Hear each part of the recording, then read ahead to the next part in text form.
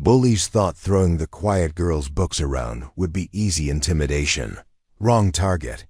She was a black belt fighter. Maya Rodriguez had perfected the art of invisibility at Lincoln Valley High School. At 17, she moved through the crowded hallways like a shadow. Her petite 5'2" frame easily lost among the towering seniors and boisterous underclassmen. Her long dark hair was always pulled back in a simple ponytail, and she favored plain jeans and muted sweaters. That helped her blend into the background of teenage chaos. Behind wire-rimmed glasses, her brown eyes remained downcast, seemingly focused on nothing more interesting than the scuffed linoleum beneath her worn sneakers. What her classmates saw was unremarkable ordinariness. A transfer student who had arrived 3 months ago when her military father received new orders to the nearby base. Someone who spoke only when directly addressed by teachers, who ate lunch alone while reading paperback novels, who never raised her hand in class despite clearly knowing the answers. The kind of student who seemed to apologize for taking up space simply by existing. They had no idea that beneath her baggy clothes lay muscles sculpted by 15 years of rigorous martial arts training. They couldn't see the calluses on her knuckles from countless hours striking heavy bags, or notice how her seemingly casual movements contained the fluid precision of someone who had earned black belts in 3 different fighting disciplines. Maya's unassuming exterior was carefully crafted camouflage, a protective shell she had learned to construct during a childhood spent moving from base to base, school to school, always the outsider trying to find her place in established social hierarchies. Her father, Master Sergeant Carlos Rodriguez, had introduced her to martial arts when she was barely old enough to tie her own shoes. What began as a way to build confidence in a shy military brat had evolved into something much deeper. Under the guidance of masters across different continents, Maya had studied Shotokan karate in Japan during her father's 3-year deployment, absorbed the flowing movements of Tai Chi from an elderly instructor in California, and earned her black belt in Brazilian Jiu-Jitsu from a former UFC fighter in North Carolina. But more than the physical techniques, Maya had absorbed the philosophical foundations that came with serious martial arts study. Discipline meant controlling not just her body, but her emotions. Respect meant honoring both opponents and those who couldn't defend themselves. Most importantly, true strength meant having the power to destroy, but choosing restraint instead. Her instructors had drilled into her that the deadliest fighters were often the quietest ones, that real warriors avoided conflict whenever possible because they understood the true cost of violence. These lessons had served her well during the constant relocations of military life. While other kids might have acted out or demanded attention to establish themselves in new environments, Maya had learned to observe first, to understand the social dynamics before deciding how to navigate them. She had perfected the ability to become unremarkable, to slide into new schools without causing ripples or drawing unwanted attention from established cliques. Lincoln Valley High School had seemed like it might be different at first. The small Colorado mountain town felt more welcoming than some of the larger cities where they had been stationed. Her teachers were patient and encouraging, recognizing her academic abilities even if she rarely volunteered answers. A few classmates had made tentative overtures of friendship during her first weeks, inviting her to sit with them at lunch or partnering with her for classroom activities. But Maya had learned to be cautious about forming attachments. Military families moved frequently, and goodbyes were always painful. It seemed easier to maintain her careful distance, to be polite but not close, helpful but not dependent. She told herself that keeping to herself was practical, that avoiding deep connections would make the inevitable next transfer less emotionally devastating for everyone involved. This self-imposed isolation had worked well enough until she caught the attention of Brittany Walsh and her circle of followers. Brittany ruled the junior class with the casual cruelty that came naturally to teenagers who had never faced real consequences for their actions. Tall and athletic, with the kind of effortless blonde beauty that opened doors and commanded attention. She had been the undisputed queen bee since middle school. Her two closest friends, Ashley Chun and Morgan Davis, functioned as both audience and enforcement, always ready to laugh at Brittany's jokes or carry out her social warfare campaigns. Maya's mistake had been excelling academically without trying to hide it. When she scored the highest grade on their AP history midterm, she had hoped to remain anonymous in her success. But Mr. Patterson had announced the top scores publicly, praising Maya's insight and analytical writing. The recognition that should have been a moment of pride instead painted a target on her back. Brittany, who had always coasted on her social status rather than academic achievement, didn't appreciate being overshadowed by someone she considered a nobody. The campaign against Maya began subtly. Pointed whispers when she walked past Brittany's table in the cafeteria. Exaggerated eye rolls when Maya answered questions in class. Small social exclusions that might have been accidental to outside observers but felt deliberately calculated to Maya's trained awareness. She recognized the pattern from other schools, other bullies who had tried to establish dominance through psychological warfare. Maya's training had taught her that the best way to handle such situations was through non-engagement. Don't give them the reaction they were seeking. Don't escalate conflicts that could be avoided. Maintain dignity through restraint and let their negative energy exhaust itself against her calm indifference. She had successfully used this approach before, outlasting bullies who eventually grew bored and moved on to easier targets. But Brittany Walsh was more persistent than most. Perhaps it was the small-town environment where social hierarchies mattered more, or maybe Maya's academic success had threatened something deeper than just Brittany's ego. Whatever the motivation, Brittany seemed determined to break through Maya's composed exterior and force some kind of dramatic reaction. The psychological campaign intensified over the following weeks. Brittany made sure Maya overheard cruel comments about her clothes, her accent, her family's military background. She spread rumors about Maya being stuck up and thinking she was better than everyone else because she had lived in different countries.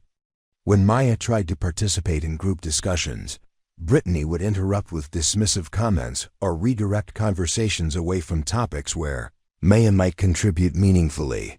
Maya endured it all with the stoic patience her martial arts training had instilled.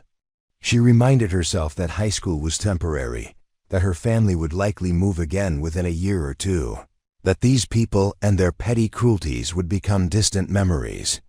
She focused on her studies, maintained her training routine in the basement dojo her father had helped her set up, and waited for the storm to pass.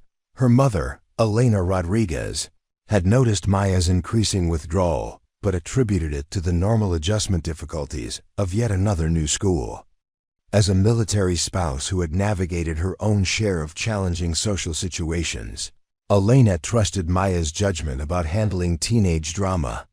Maya's father was deployed overseas, leaving Maya without her closest confidant and the person who best understood both her capabilities and her commitment to peaceful resolution.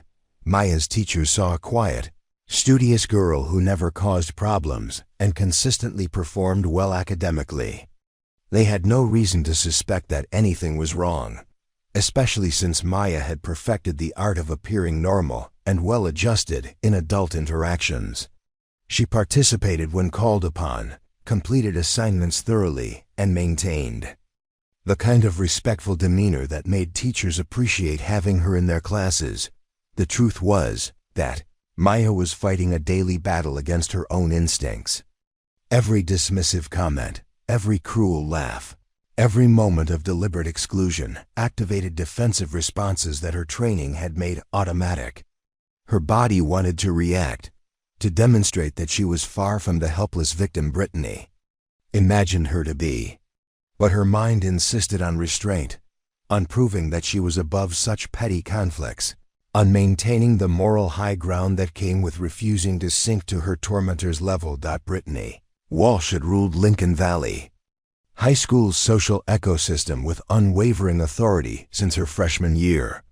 Now in her junior year, she commanded respect through a carefully cultivated combination of charm, intimidation, and strategic cruelty that had proven devastatingly effective against anyone who dared challenge her position. Her power wasn't just personal charisma, though she possessed that in abundance. It was institutional, woven into the very fabric of how students interacted, formed groups, and navigated the complex social hierarchies that defined their daily existence. Standing nearly 5 feet 8 inches tall with naturally blonde hair that caught light like spun gold, Brittany possessed the kind of effortless beauty that made adults trust her and peers envy her. Her family's wealth allowed her to dress in the latest fashions, always perfectly coordinated and strategically chosen to emphasize her advantages over less fortunate classmates.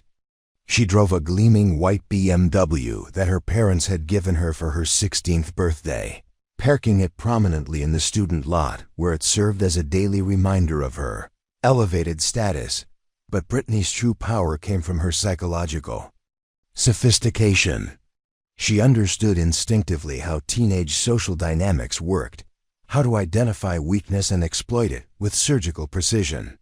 She had perfected the art of plausible deniability, crafting insults that could be dismissed as jokes if challenged by authority figures, orchestrating exclusions that appeared accidental to outside observers, and maintaining an innocent facade that made her victims look paranoid or oversensitive when they complained. Her inner circle consisted of Ashley Chun and Morgan Davis, 2 girls who had attached themselves to Brittany's rising star early in middle school and never looked back.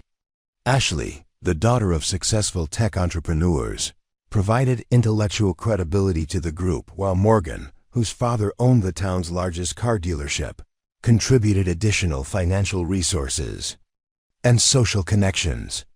Both girls had learned that proximity to Brittany's power was worth sacrificing their individual identities, becoming extensions of her will rather than independent personalities.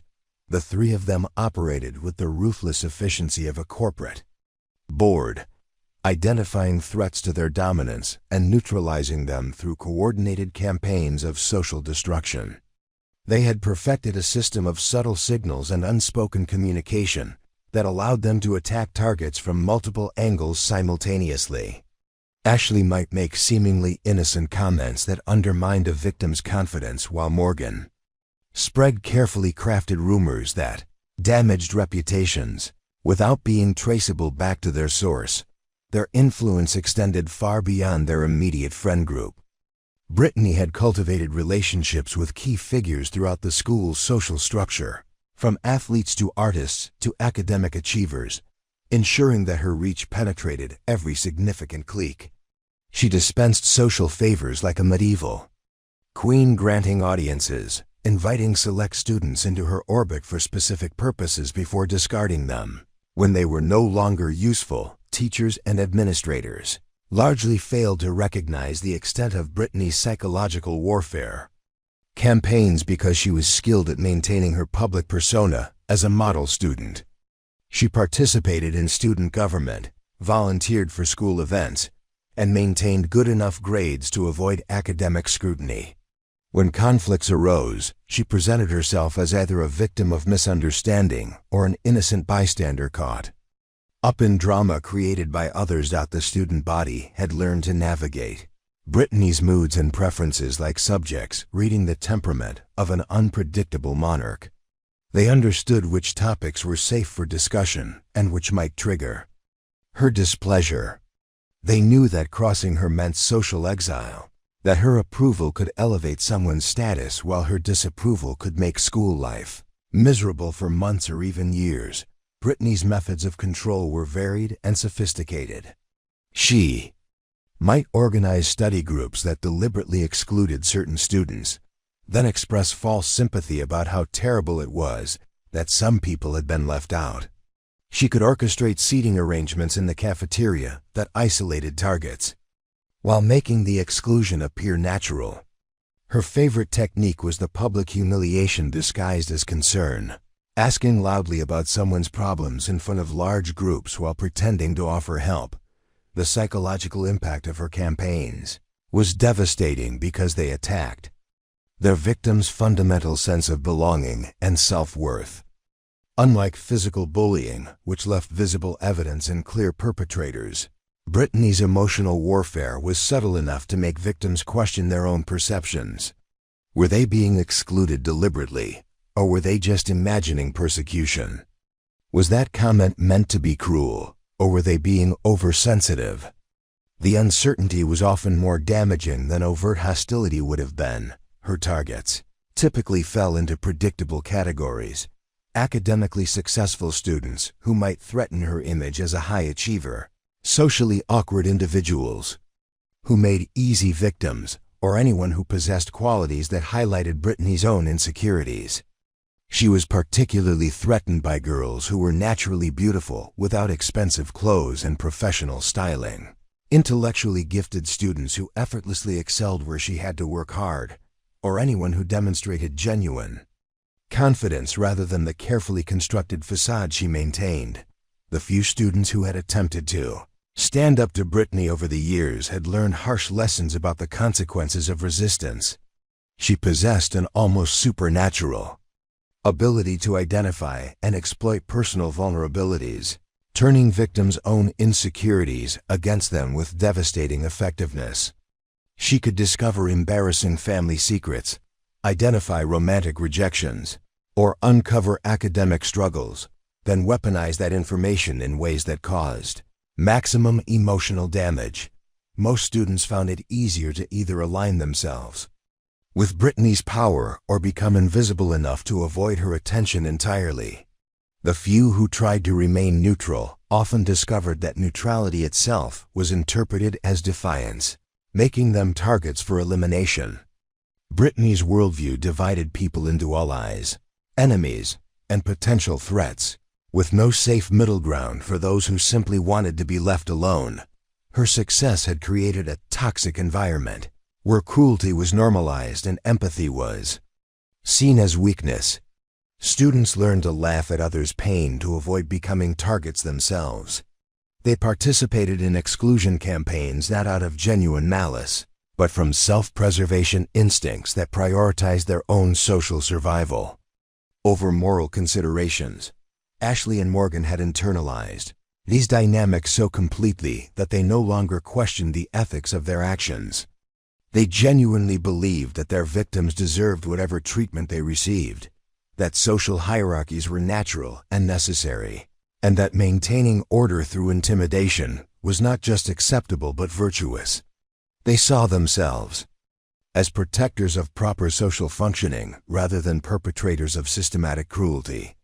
The trio's methods had evolved over time, becoming more sophisticated as they learned from experience and adapted to changing social media landscapes. They understood how to use technology to amplify their campaigns, creating group chats that excluded targets, sharing photos and videos designed to embarrass victims, and coordinating online harassment that extended their reach beyond school, hours, and property. Brittany's power was also reinforced by adult enablement, though most teachers and parents remained unaware of their contribution to the toxic dynamic. When victims complained about treatment they received, adults often dismissed their concerns as typical teenage drama or advised them to simply ignore the behavior. This institutional indifference sent a clear message that Brittany's actions were acceptable, or at least not serious enough to warrant meaningful intervention. The psychological toll on her victims was severe and long-lasting. Many students who had been targeted by Brittany's campaigns developed anxiety, depression, and social phobias that affected their academic performance and overall mental health. Some transferred to other schools to escape the harassment, while others simply endured years of misery while waiting for graduation to provide escape from their tormentors. Brittany herself seemed immune to empathy or self-reflection about the damage she caused. She had convinced herself that her actions were justified, that she was simply maintaining natural social order, and that her victims brought their suffering upon themselves through weakness or poor choices. This psychological distance from the consequences of her behavior allowed her to escalate her campaigns without experiencing guilt or remorse that might have moderated her actions. The first direct confrontation came on a gray October morning when Maya arrived at her AP chemistry class 15 minutes early, as was her habit. She preferred the quiet moments before other students arrived, using the time to review her notes and mentally prepare for the day's lesson. The classroom was empty, except for Mrs. Patterson, who was setting up equipment for a lab demonstration. At the front of the room, Maya settled into her usual seat in the third row, pulling out her textbook and notebook with practiced efficiency. She had just begun reviewing the previous night's reading when Brittany swept into the classroom with Ashley and Morgan flanking her like bodyguards. Their early arrival was unusual and immediately put Maya on alert, though she kept her eyes focused on her chemistry notes. Well, Brittany announced loudly enough to make Mrs. Patterson look up from her preparations. Look who's here bright and early, trying to impress the teacher with her dedication. Her voice carried that particular tone Maya had learned to recognize, sweet on the surface but laced with venom underneath. Maya continued reading, determined not to give Brittany the reaction she was obviously seeking. This had become her standard strategy over the past several weeks, as Brittany's attention had increasingly focused on her. Ignore the provocation, remain calm, and eventually the bully would grow bored and move on to easier prey. But Brittany wasn't finished. She approached Maya's desk with deliberate slowness, her designer heels clicking against the linoleum floor in a rhythm that seemed calculated to build tension. Ashley and Morgan positioned themselves on either side of Maya's row, effectively blocking her exit routes in a maneuver that seemed casual but felt distinctly threatening. I noticed you scored highest on yesterday's quiz again, Brittany continued, her voice now pitched low enough that Mrs. Patterson, busy with her equipment, couldn't hear clearly. Must be nice having all that extra time to study while the rest of us have actual social lives. The comment was designed to sting, implying that Maya's academic success came only from having no friends or activities outside of schoolwork. It was particularly cruel because it contained just enough truth. Hurt. Maya had indeed spent the previous evening alone, reviewing chemical equations while other students her age were probably hanging out with friends or attending social events. Maya kept her expression neutral, continuing to read the same paragraph about molecular bonding for the third time while her heart rate remained steady. Years of meditation and breathing exercises had taught her to maintain physical calm, even when her mind was processing potential threats. She was acutely aware of Brittany's proximity, of the way Ashley and Morgan were positioning themselves, of Mrs. Patterson's distracted attention at the front of the room. You know what I think? Brittany said, leaning closer to Maya's desk. I think you're just showing off, trying to make the rest of us look bad. Always having the right answer, always turning in perfect assignments. It's kind of pathetic, honestly. This time Maya did look up, meeting Brittany's gaze directly for the first time. Her brown eyes behind the wire-rimmed glasses showed no emotion, but something in her stillness made Ashley take an unconscious step backward. Maya had learned to project calm authority when necessary, and even though she remained seated and silent, her presence suddenly seemed to fill more space. Is there something you need? Maya asked quietly, her voice barely above a whisper but carrying clearly in the quiet classroom. The simple question seemed to surprise Brittany, who had apparently expected continued silence or perhaps some sign of distress. Instead, Maya's tone suggested someone who was genuinely curious about Brittany's intentions rather than intimidated by her presence. Just wondering if you ever plan to actually participate in class discussions instead of just sitting there like a mute. Brittany recovered quickly, but there was a slight edge to her voice now that hadn't been there before. It's weird how you know all the answers but never share them. Kind of selfish if you ask me. Other students began filtering into the classroom, their conversations and laughter providing a buffer of noise that made the confrontation feel less exposed. But instead of backing down, Brittany seemed energized by the growing audience. She straightened up slightly, her voice returning to its normal volume. "I mean, we're all here trying to learn together, but some people," she glanced meaningfully at Maya, "seem to think school is just about individual achievement, no team spirit, you know?" The irony of Brittany lecturing anyone about team spirit wasn't lost on Maya, given that Brittany's own approach to group work typically involved delegating actual work to others while taking credit for results. But Maya recognized the trap being set. Any response she gave would either sound defensive or provide ammunition for further attacks. Mrs. Patterson called for attention, beginning her introduction to the day's lab work on chemical reactions. Maya turned her focus to the teacher, grateful for the interruption, but aware that Brittany's attention had only been delayed, not deflected. During the lab portion of class, students were assigned to work in pairs on a series of experiments involving acid-base reactions. Maya found herself partnered with David Kim, a quiet sophomore who seemed as eager to avoid drama as she was. They worked efficiently together, measuring solutions and recording observations while keeping their conversation focused strictly on the assignment. But Brittany had positioned her own group at the lab station directly behind Maya and David, and she spent the entire period making loud comments obviously intended for Maya to overhear. She questioned whether international students really understood American teaching methods. She wondered aloud if some people got special treatment because teachers felt sorry for them. She expressed concern about whether language barriers might affect lab safety.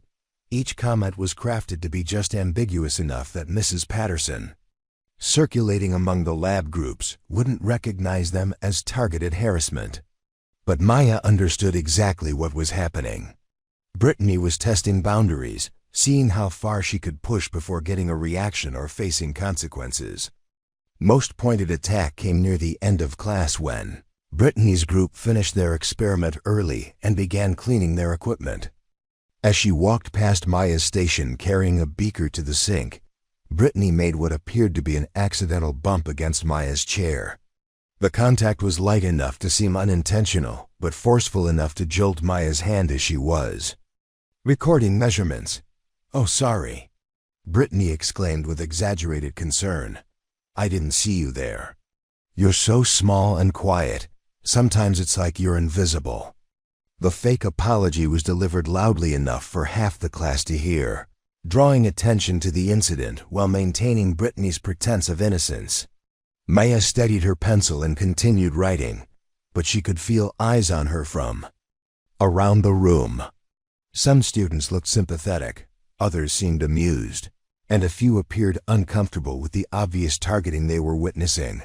David Kim glanced at Maya with concern, clearly wanting to say something supportive, but uncertain how to help without making himself a target. This was another element of Brittany's strategy that Maya recognized from previous schools, creating situations where potential allies felt too vulnerable to offer assistance, leaving victims isolated even when surrounded by witnesses. The pattern continued throughout the week, with Brittany finding new ways to insert herself into Maya's daily routine. She would arrive at Maya's locker just as Maya was gathering books, forcing Maya to wait or navigate around her. She positioned herself and her friends in doorways Maya needed to pass through, creating awkward moments where Maya had to ask them to move. She started conversations with teachers just as Maya approached with questions, monopolizing their attention until Maya gave up and walked away. Each incident was small enough to seem trivial in isolation, but the cumulative effect was psychologically exhausting. Maya found herself constantly on guard, anticipating the next confrontation and planning routes through the school that might avoid Brittany's usual haunts. The mental energy required for this constant vigilance began affecting her concentration in classes and her ability to relax even at home. The harassment escalated into a coordinated campaign that followed Maya through every aspect of her school day with relentless precision. Brittany had clearly decided that subtle psychological warfare wasn't producing the dramatic breakdown she desired, so she expanded her efforts across multiple fronts, enlisting additional accomplices and creating a network of humiliation that seemed to anticipate Maya's every move. In English class, Maya discovered that someone had been spreading rumors about her previous schools and why her family had really moved to Lincoln Valley. The whispers suggested everything from academic fraud to disciplinary problems, each story more creative and damaging than the last. When Maya entered the classroom, conversations would stop mid-sentence, only to resume in urgent whispers once she passed. Students who had previously been neutral or even friendly began treating her with suspicious distance. Mrs. Rodriguez assigned a group project analyzing themes in contemporary literature, and Maya watched as students immediately formed their preferred partnerships while carefully avoiding eye contact with her. When she approached a group of 3 students who needed a 4th member, their acceptance was reluctant and temporary. Within minutes, Brittany appeared with Ashley and Morgan, suggesting that the group of 3 would be more balanced if they worked independently, while Maya tackled a different text entirely.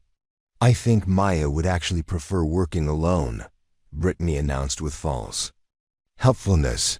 "She seems more comfortable that way, and honestly, she's probably advanced enough to handle a solo project anyway." The suggestion was phrased as a compliment, but everyone understood it as an exclusion wrapped in praise. The lunch period became particularly torturous as Brittany's influence expanded beyond her immediate circle. Maya would carry her tray to an empty table, only to watch it mysteriously fill up with other students just before she arrived. When she finally found seating, nearby conversations would shift to topics obviously chosen for their potential to make her uncomfortable. Discussions about military families who thought they were better than locals, jokes about people who moved around too much to form real friendships, and speculation about why some students never seemed to have visitors or attend social events. Brittany had also begun a subtle campaign of academic sabotage that was difficult to prove, but impossible to ignore. Maya's assigned seat in a P history mysteriously became taken when she arrived, forcing her to sit in the back where she couldn't see the board clearly through her glasses.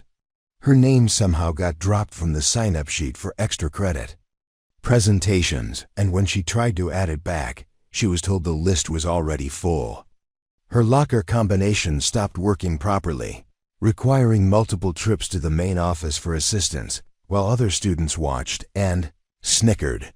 The psychological pressure intensified when Brittany began recruiting students from Maya's other classes to participate in the harassment.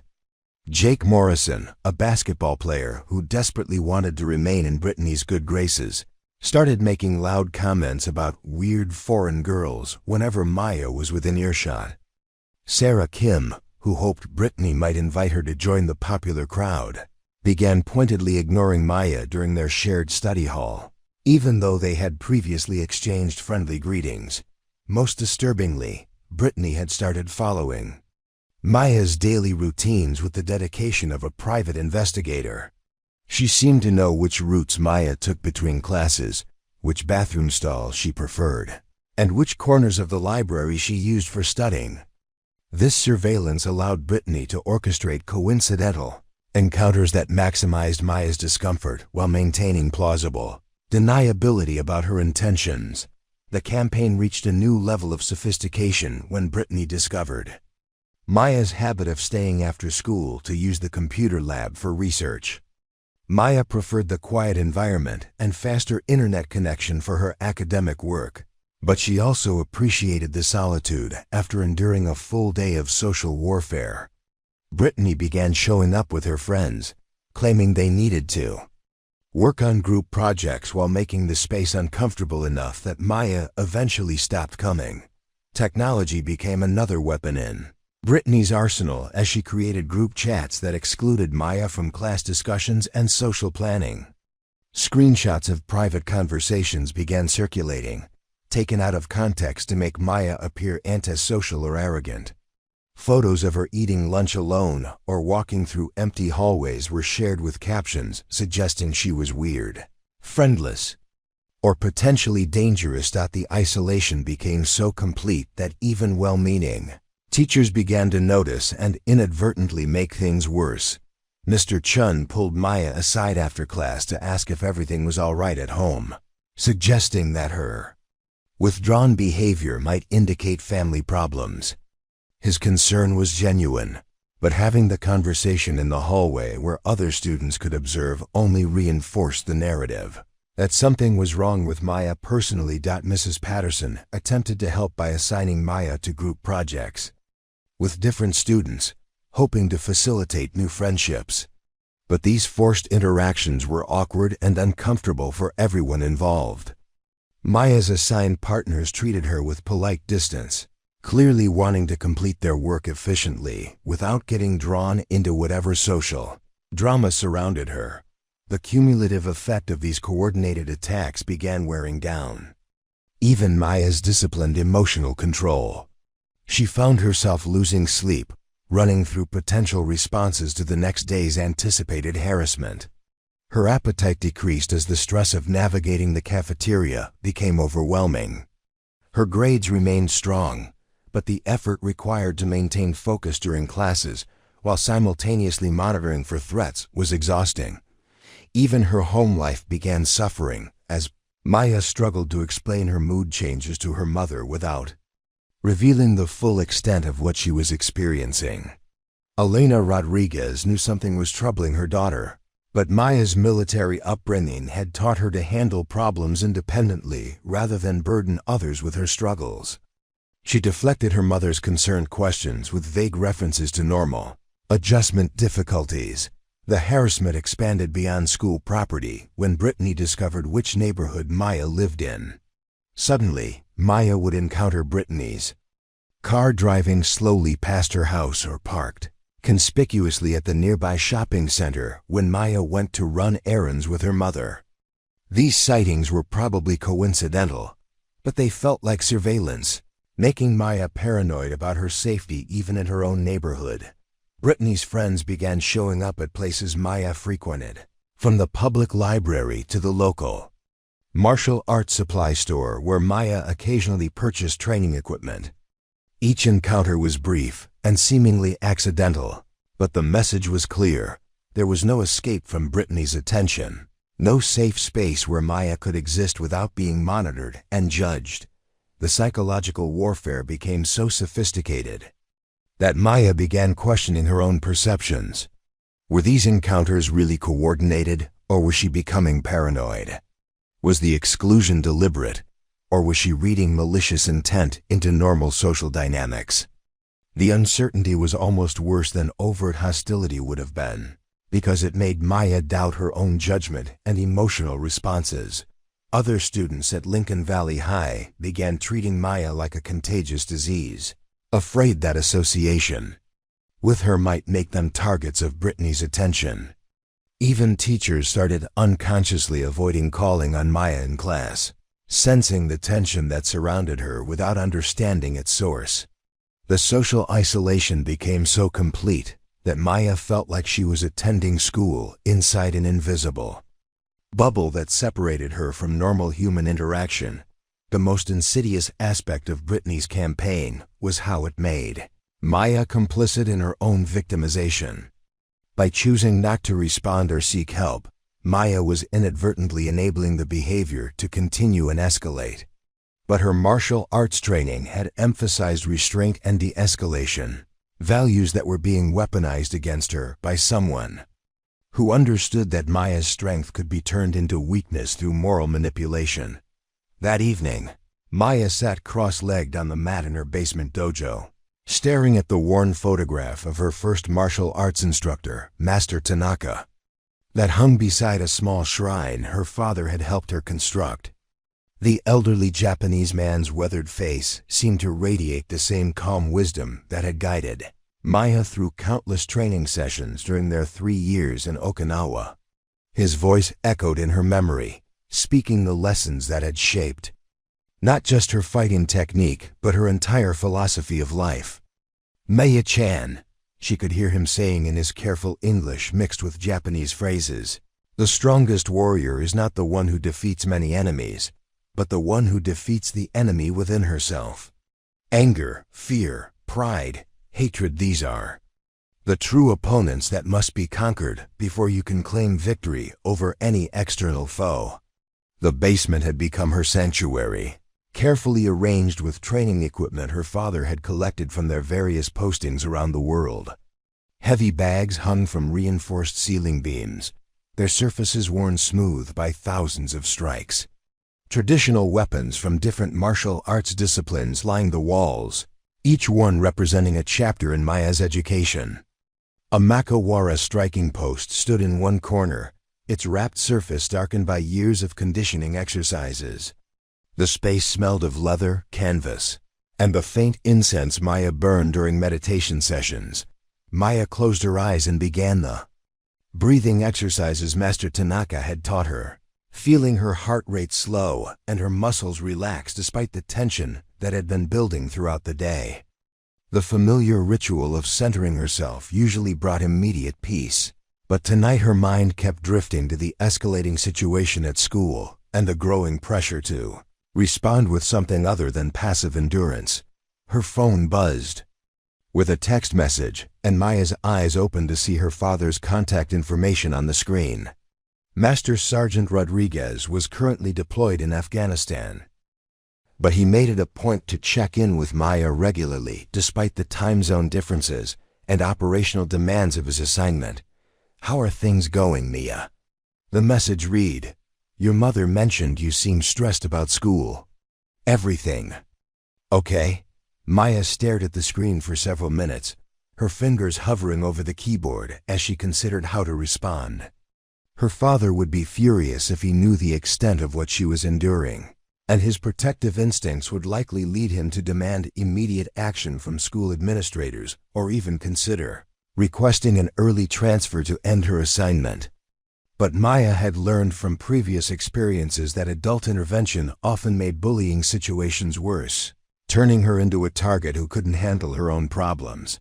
"Just normal adjustment stuff," she finally typed back. "Making friends takes time, you know. Nothing I can't handle." The response felt like a betrayal of her father's trust, but Maya told herself she was protecting him from unnecessary worry while he dealt with his own dangerous responsibilities overseas. He had enough stress without adding her high school drama to his concerns. "Remember what I taught you about choosing your battles," came his reply. "Sometimes the bravest thing is walking away, but sometimes walking away just encourages people to chase you. Trust your instincts, Maya. They've never led you wrong." The advice was characteristically direct and practical, but it left Maya with the same internal conflict she had been wrestling with for weeks. Her instincts were screaming at her to respond, to demonstrate that she was not the helpless victim Brittany imagined her to be. Every fiber of her training demanded action when faced with repeated aggression. But her moral education insisted that true strength lay in restraint, that responding to cruelty with violence would make her no better than her tormentors. Maya stood and moved to the heavy bag, beginning the slow, methodical combinations that helped her process complex emotions.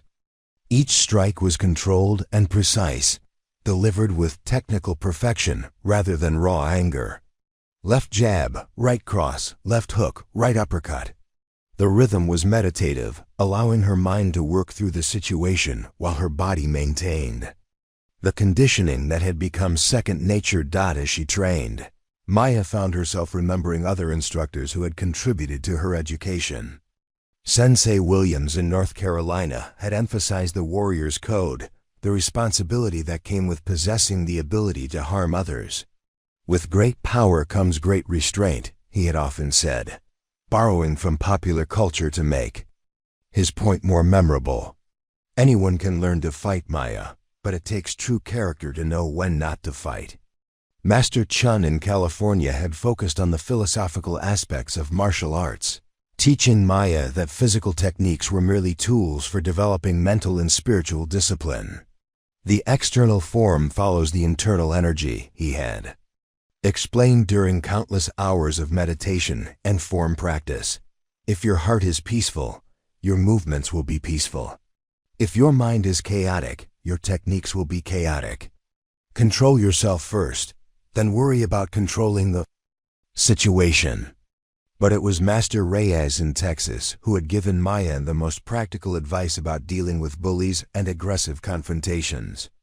A former military combatives instructor who had transitioned to civilian teaching, he understood the real world applications of martial arts training better than most traditional masters.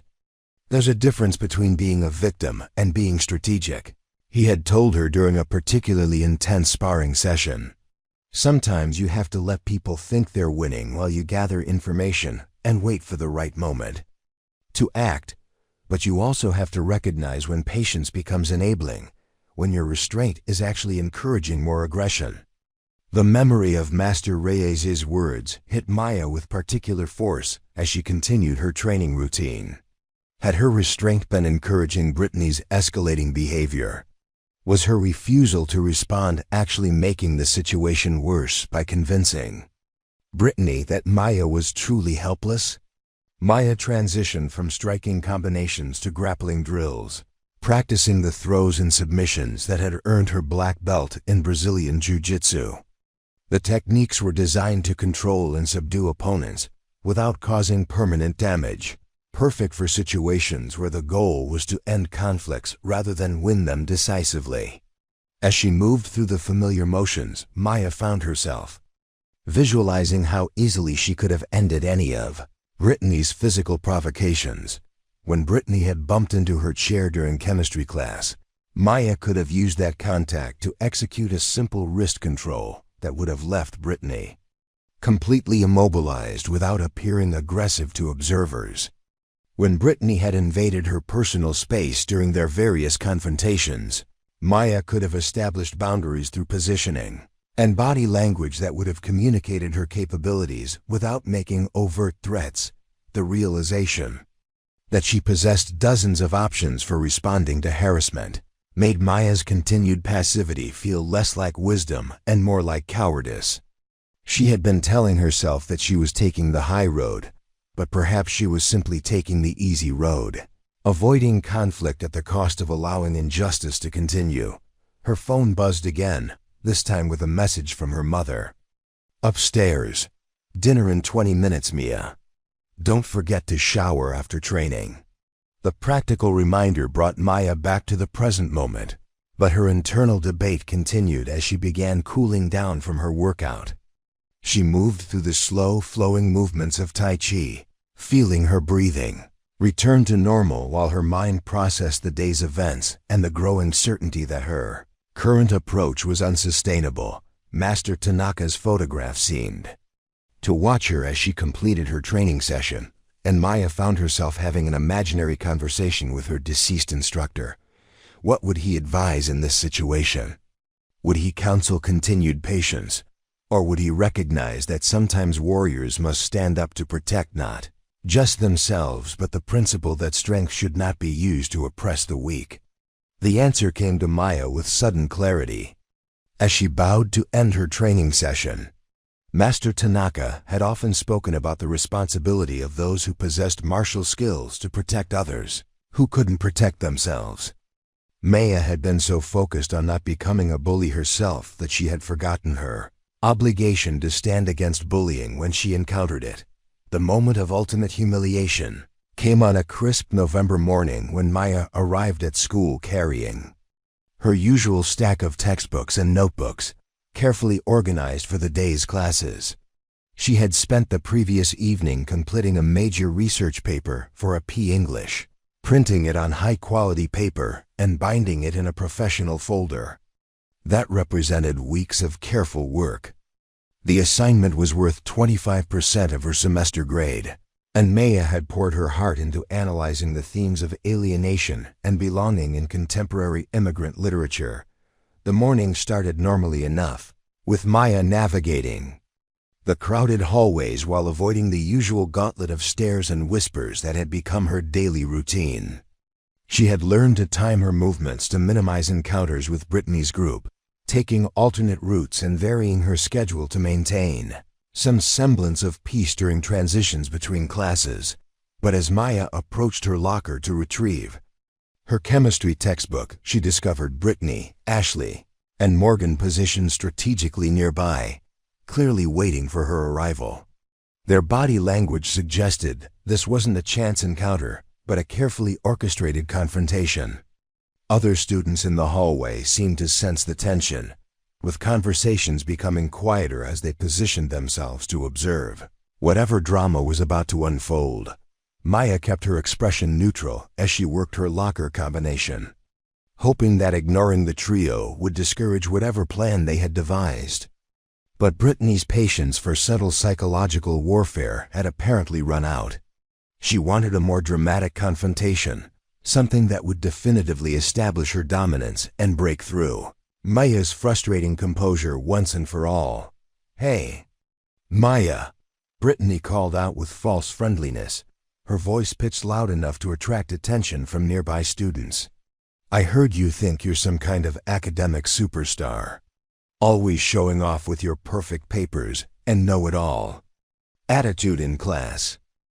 Maya continued organizing her locker contents, pulling out the chemistry textbook while keeping her research paper safely tucked under her arm. She could feel the weight of multiple gazes on her, sensing that this confrontation was different from the previous harassment. There was an electricity in the air that suggested something significant was about to happen. "You know what I think?" Brittany continued, moving closer with her friends flanking her like backup dancers in a carefully choreographed performance. "I think you're just a stuck-up little freak who thinks she's better than everyone else because she's lived in some fancy foreign countries. Well, this is America, and here we don't appreciate people who act like they're too good for the rest of us." The accusation was particularly galling because it was the exact opposite of Maya's actual behavior. She had gone out of her way to avoid drawing attention to herself, had never mentioned her international experiences unless directly asked, and had consistently tried to blend in rather than stand out. But Brittany's narrative had taken on a life of its own, creating a fictional version of Maya that justified whatever treatment she received. Ashley stepped forward, apparently assigned a speaking role in this particular performance. "Yeah, and? We're tired of you making the rest of us look bad with your desperate try-hard attitude. Some of us have actual lives outside of sucking up to teachers." The growing audience of students created an amphitheater effect with Maya at the center of a circle that was steadily expanding as more people stopped to watch the confrontation. She could see phones being discreetly pulled out, ready to record whatever happened next for immediate distribution across social media platforms. Maya finally turned to face her tormentors, her dark eyes meeting Brittany's challenging stare with calm directness. "Is there something specific you need from me?" she asked quietly, her voice carrying clearly despite its low volume. The simple question seemed to surprise Brittany, who had apparently expected either cowering submission or angry defensiveness. Maya's composed response threw off the rhythm of the performance, forcing Brittany to improvise rather than following her carefully planned script. "What I need," Brittany said, her voice rising with frustration, "is for you to stop acting like you're some kind of genius who's gracing us with your presence. This is our school, and we don't appreciate outsiders coming in and trying to show off." Morgan chose that moment to make her contribution to the harassment, reaching out and deliberately knocking the stack of books from Maya's hands. The textbooks scattered across the hallway floor with loud thuds that echoed off the lockers, but it was Maya's research paper that drew gasps from the watching students as it separated from its folder, and individual pages fluttered in different directions. The sight of her carefully crafted work being destroyed finally broke through Maya's emotional control. She could see weeks of research and writing scattered across the dirty hallway floor, being stepped on by passing students who either didn't notice or didn't care about the academic catastrophe they were witnessing. "Oops," Morgan said with exaggerated innocence, echoing the same false apology Brittany had used during previous confrontations. "Butterfingers. Maybe you should be more careful with your precious schoolwork." Maya knelt down to gather her scattered papers, trying to salvage what she could while fighting back tears of frustration and rage. Some pages were already torn or dirty, and she could see other students walking over her work without any awareness of what they were destroying. The months of careful research, the hours of writing and revision, the pride she had felt in creating something meaningful, all of it was being literally trampled underfoot. But Brittany wasn't satisfied with the destruction of Maya's academic work. She had achieved her goal of finally cracking Maya's emotional armor, and the sight of her victim on her knees scrambling to collect papers seemed to energize her for an even more devastating attack. "Look at her," Brittany announced to the growing crowd, her voice filled with contempt. "Crawling around on the floor like the pathetic little worm she is. This is what happens when you try to act like you're better than everyone else. Ashley." And Morgan laughed appreciatively at their leader's cruelty. But Maya noticed that some of the watching students looked uncomfortable with the level of viciousness they were witnessing. A few even bent down to help her collect pages, though they did so quickly and nervously, clearly afraid of becoming targets themselves. The moment that would define everything that followed came when Maya had gathered most of her scattered papers and was attempting to stand up. Brittany, seeing her opportunity for maximum humiliation, deliberately stepped on Maya's hand as she braced herself against the floor. The action was swift and seemingly accidental, but the pressure was unmistakably intentional. Pain shot through Maya's fingers as Brittany's full weight pressed down on her hand against the unforgiving linoleum. But more than the physical pain was the psychological impact of being literally ground beneath someone's heel while dozens of students watched. The symbolism was unmistakable, and Maya could hear some students drawing sharp breaths at the blatant cruelty they were witnessing. "Sorry about that," Brittany said with a smirk, making no effort to sound sincere. "Didn't see you down there. You're so small and insignificant, sometimes it's hard to notice you exist." That was the moment when something fundamental shifted inside Maya's carefully controlled psyche. The months of harassment, the systematic isolation, the destruction of her work, and now the physical assault while she was in a vulnerable position, all of it coalesced into a crystalline moment of absolute clarity. Maya slowly extracted her hand from beneath Brittany's shoe and rose to her feet with fluid grace that seemed to defy normal physics. Her movements were controlled and deliberate, lacking any of the awkwardness that might be expected from someone who had just been humiliated in front of half the school. When she straightened to her full height and looked directly at Brittany, something in her dark eyes made several nearby students unconsciously step backward. The quiet, invisible girl they thought they knew had disappeared, replaced by someone whose very stillness radiated dangerous potential. "That," Maya said in a voice that was barely above a whisper, but somehow carried clearly through the entire hallway, "was a mistake." The hallway fell into an unnatural silence that seemed to stretch through infinite seconds. Students who had been chattering about weekend plans and upcoming tests suddenly found themselves holding their breath, sensing that they were witnessing something unprecedented in the usually predictable drama of high school social warfare. Even the background noise of slamming lockers and shuffling feet seemed to fade away as Maya stood motionless, her scattered papers forgotten at her feet. Brittany felt the shift in atmosphere but misinterpreted it as fear rather than the deadly calm that experienced fighters recognized as the moment before action. She had pushed Maya beyond every reasonable limit, destroyed her academic work, physically assaulted her, and humiliated her in front of the largest possible audience. In Brittany's mind, this represented the complete victory she had been working toward for months. Maya was finally broken, finally reduced to making empty threats that only emphasized her powerlessness. "Oh, I'm so scared," Brittany said with exaggerated drama, turning to play to her audience of phone-wielding students. "Did everyone hear that? The little mouse just tried to roar." Her voice carried the confidence of someone who had never faced real consequences for her cruelty, who had never encountered an opponent capable of backing up their words with action. Ashley and Morgan laughed on cue, though their amusement sounded forced and nervous. Something about Maya's transformation had unsettled them in ways they couldn't articulate.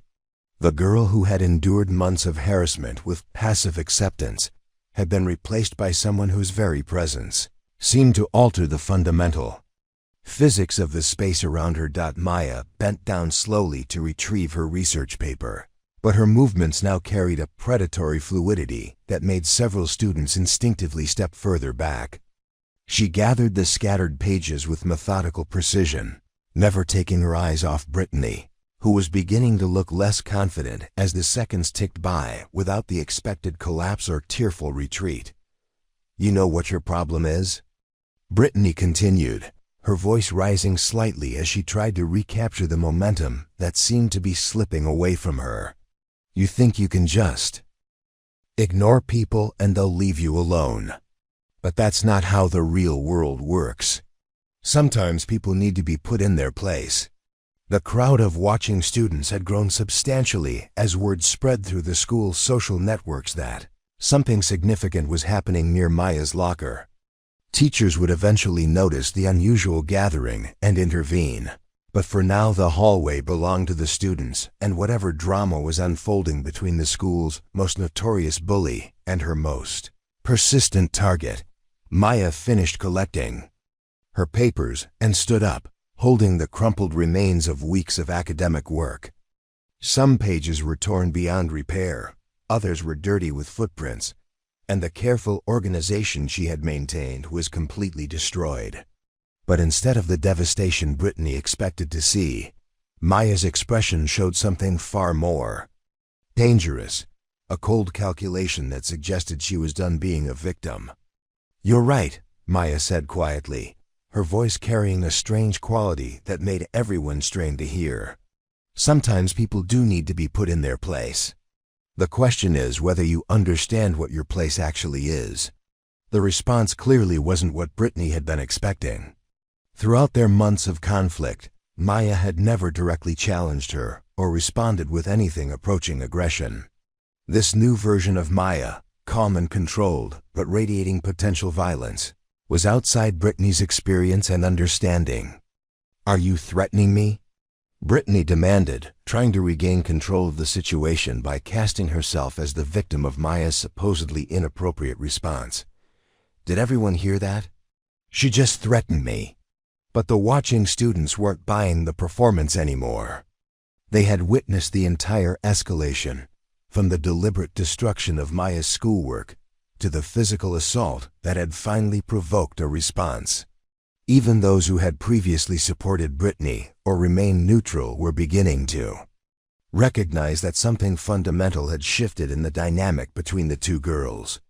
Maya took a single step forward, and Brittany involuntarily took a step back before catching herself and trying to stand her ground. That small retreat didn't go unnoticed by the crowd, and Maya could see recognition dawning in some faces as students began to understand that their assumptions about her had been completely wrong. "I'm not threatening you," Maya said, her voice still quiet, but carrying an authority that seemed to fill the entire hallway. "I'm informing you that your behavior toward me ends now, today, this moment." The declaration was delivered with such calm certainty that it sounded less like a request and more like a natural law being explained. Maya's posture remained relaxed, her hands loose at her sides, but something in her stillness suggested coiled energy waiting for release. Brittany's face flushed red with a mixture of anger and embarrassment as she realized that her moment of triumph was becoming something else entirely. The crowd was no longer focused on Maya's humiliation, but on Brittany's apparent inability to maintain dominance over someone she had been tormenting for months. "You can't tell me what to do," Brittany snarled, her carefully maintained image of cool sophistication cracking under pressure. "I'll do whatever I want, whenever I want, and there's nothing a pathetic little freak like you can do about it." To emphasize her point, Brittany reached out and shoved Maya hard in the chest, putting her full weight behind the attack. It was meant to send Maya stumbling backward, to physically demonstrate Brittany's dominance and Maya's helplessness in front of the largest possible audience. Instead, Maya absorbed the impact without moving so much as an inch. Her body seemed to redirect Brittany's force effortlessly, like water flowing around a stone. The push that should have sent Maya reeling backward had no visible effect whatsoever, leaving Brittany staring in confusion at her hands, as if they had betrayed her. The crowd drew a collective breath as they witnessed something that defied their understanding of physics and social hierarchy. Brittany Walsh, who had terrorized students for years through her combination of social influence and physical intimidation, had just failed completely to move someone half her size. Maya looked down at the spot where Brittany's hands had made contact with her chest, then back up to meet Brittany's increasingly panicked gaze. "Physical assault," she said conversationally, as if discussing the weather. "That changes things considerably." The words were spoken so calmly that it took a moment for their implications to sink in. Maya wasn't just refusing to be intimidated anymore. She was treating Brittany's attack as a tactical error that justified whatever response might follow. Brittany tried to push Maya again, this time with both hands and even more force behind the attempt. The result was identical. Maya remained perfectly still while Brittany's momentum seemed to disappear into empty air. This time, however, Maya gently caught Brittany's wrists as they made contact, holding them in a grip that looked casual but prevented any withdrawal. "I would strongly advise against continuing this course of action," Maya said quietly, still holding Brittany's wrists with apparent ease despite Brittany's increasingly frantic attempts to pull free. "You have no idea what you're dealing with."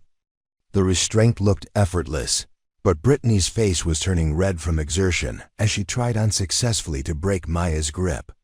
Students who had been recording the confrontation on their phones now held them steady, recognizing that they were witnessing something extraordinary that would be discussed and analyzed long after it ended. Ashley and Morgan exchanged uncertain glances, clearly wanting to help their leader, but unsure how to intervene against someone who was demonstrating capabilities they hadn't known existed.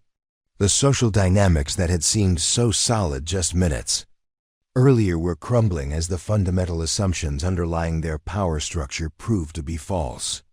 Maya released Brittany's wrists and stepped back, but her posture remained alert and ready. "This is your last warning," she said. "Walk away now and we can pretend this never happened. Continue, and I will respond appropriately." The offer of mercy was delivered with such quiet authority that several students found themselves nodding unconsciously. But Brittany, faced with the complete collapse of her social dominance in front of the largest possible audience, was beyond rational thought. The explosion of violence that followed would be replayed countless times on social media platforms and analyzed frame by frame by students who couldn't quite believe what their eyes had witnessed. Brittany, her face contorted with rage and humiliation, let out a sound that was part scream and part growl as she launched herself at Maya, with the desperate fury of someone whose entire identity was crumbling in real time. Her attack was wild and uncontrolled, driven by emotion rather than strategy. She swung both fists simultaneously in a wide looping motion designed to overwhelm Maya through sheer aggression rather than technique. It was the kind of attack that might work against another untrained teenager, relying on surprise and ferocity to compensate for lack of skill. Maya saw the assault coming from the moment Brittany's weight shifted forward, her trained eyes reading the telegraphed movement like words on a page. Time seemed to slow as her mind automatically calculated angles, momentum, and optimal responses, while her body remained perfectly still until the last possible instant. When Maya finally moved, it was with a liquid grace that defied normal human motion. She flowed around Brittany's wild swing like smoke around a candle flame, her body bending and twisting in ways that seemed to ignore the usual limitations of human anatomy. Brittany's fists passed harmlessly through empty air while Maya positioned herself at the perfect angle to demonstrate the difference between trained technique and undisciplined aggression. The watching students gasped audibly as Maya's hand shot out and caught Brittany's wrist mid-swing, stopping the attack completely with what appeared to be minimal effort. But this wasn't the gentle restraint she had used moments earlier. This time, Maya's grip carried the unmistakable authority of someone who could break bones, if she chose to do so. Brittany's face went white as she realized she couldn't pull free from Maya's grasp. The pain shooting through her wrist was unlike anything she had ever experienced. Not the sharp agony of injury, but the deep, paralyzing pressure of joints being stressed beyond their normal range of motion. She tried to swing her other hand at Maya's face, but Maya caught that wrist as well, leaving Brittany completely immobilized while appearing to exert no effort whatsoever. "I warned you," Maya said quietly, her voice carrying clearly through the silent hallway despite its conversational tone. "I gave you every opportunity to walk away. You chose this." The crowd of students pressed closer, their phones capturing every second of the confrontation while their minds struggled to process what they were witnessing. Maya Rodriguez, the quiet transfer student they had dismissed as weak and irrelevant, was controlling Brittany Walsh with such casual ease that it looked choreographed rather than spontaneous. Brittany tried to knee Maya in the stomach, her desperation overriding any consideration of consequences or dignity. Maya sidestepped the attack without releasing her grip on Brittany's wrists, then used Brittany's own momentum to spin her around in a move that looked like a dance step but left the larger girl completely off balance and vulnerable. "Stop struggling," Maya advised calmly. "You're only making this more difficult for yourself." But Brittany was beyond listening to reason. The complete reversal of power had shattered her psychological equilibrium, transforming her from predator to prey in front of everyone whose opinion mattered to her. She thrashed wildly in Maya's grip, trying to use her size advantage to break free through brute force. Maya's response was swift and decisive. She released one of Brittany's wrists and used a combination of leverage and precise pressure points to guide her tormentor to the ground. The technique was executed with such fluid control that Brittany found herself kneeling on the hallway floor without understanding exactly how she had gotten there, the sight of Brittany Walsh on her knees, while Maya stood calmly above her, sent shockwaves through the watching crowd. Students who had spent years fearing Brittany's social power were seeing their tormentor reduced to helplessness by someone they had completely underestimated. "Please," Brittany gasped, the word escaping before her pride could stop it. The physical restraint wasn't particularly painful, but the psychological impact of being controlled so completely was devastating.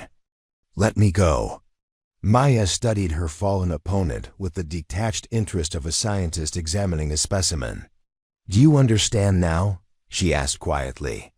"Do you see how it feels to be powerless, to be at someone else's mercy?" Brittany nodded. Frantically, tears beginning to stream down her face as the full magnitude of her miscalculation became clear. She had awakened something she couldn't control, challenged someone whose capabilities were so far beyond her own that resistance was not just futile but laughable. But Maya wasn't finished with her lesson. Still maintaining her gentle but unbreakable control over Brittany's position, she addressed the crowd of watching students whose phones were recording every moment of the confrontation. "This is what happens when you mistake kindness for weakness," Maya said, her voice carrying clearly through the silent hallway. "When you assume that someone's choice not to fight means they can't fight. When you push a peaceful person beyond their limits." Ashley and Morgan stood frozen at the edge of the crowd, their faces pale with shock as they watched their seemingly invincible leader being systematically humbled by someone they had dismissed as irrelevant. Neither girl made any move to help. Brittany, apparently recognizing that they were witnessing capabilities that put intervention beyond their reach. Maya released her hold on Brittany and stepped back, but her posture remained alert and ready. Brittany collapsed forward onto her hands and knees, gasping for breath and struggling to process the complete reversal of everything she thought she understood about power and dominance. "Get up," Maya said quietly. "Stand up and look at me."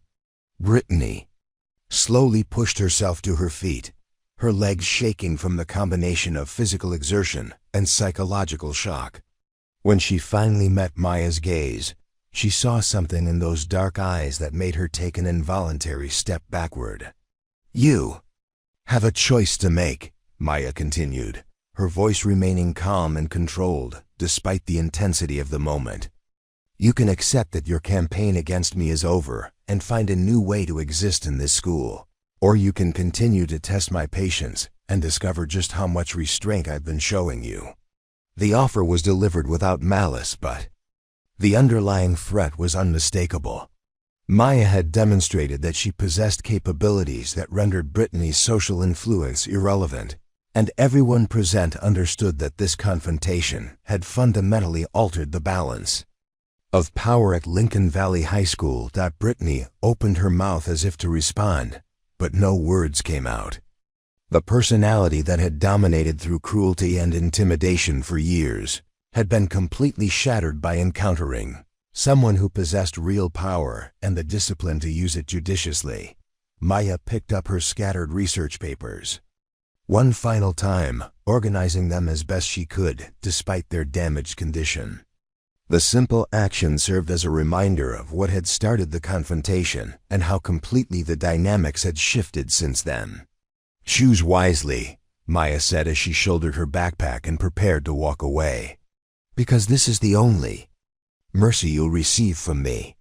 The warning carried the weight of absolute certainty, delivered by someone who had just demonstrated that her capabilities exceeded everyone's wildest assumptions. As Maya walked calmly down the hallway toward her next class, she left behind a crowd of stunned students and one thoroughly humbled bully who would never again mistake restraint for weakness. The immediate aftermath of the confrontation rippled through Lincoln Valley High School with the velocity and impact of seismic waves. Within minutes of Maya's calm departure from the scene, the hallway erupted into frenzied conversations as students processed what they had witnessed and began sharing their recordings across every social media platform imaginable. The videos spread with viral intensity, each clip accompanied by increasingly dramatic captions and commentary from witnesses who seemed to grow more amazed with each retelling. Brittany remained kneeling on the floor for several long moments. After Maya disappeared around the corner, her usual entourage of followers standing at a respectful distance, as if afraid that approaching too closely might somehow make them targets of whatever force had just humiliated their leader. Students who had spent years fearing Brittany's social power now looked at her with a mixture of pity and fascination, watching the former queen bee struggle to reconstruct her shattered composure.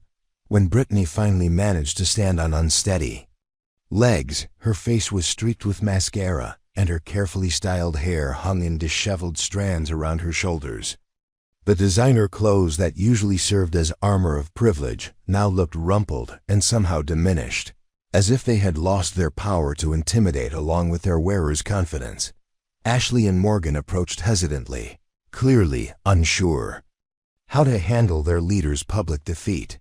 For years, their identity had been built around their association with Brittany's dominance, and witnessing her complete helplessness had left them questioning everything they thought they understood about social hierarchies and power dynamics. "Brittany?" Ashley ventured tentatively, her voice barely above a whisper. "Are you okay? Should we go to the nurse's office?"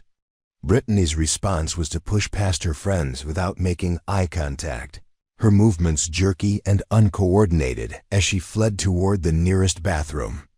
She needed to escape the stares and whispers, to find someplace private where she could attempt to process what had just happened to her carefully constructed world.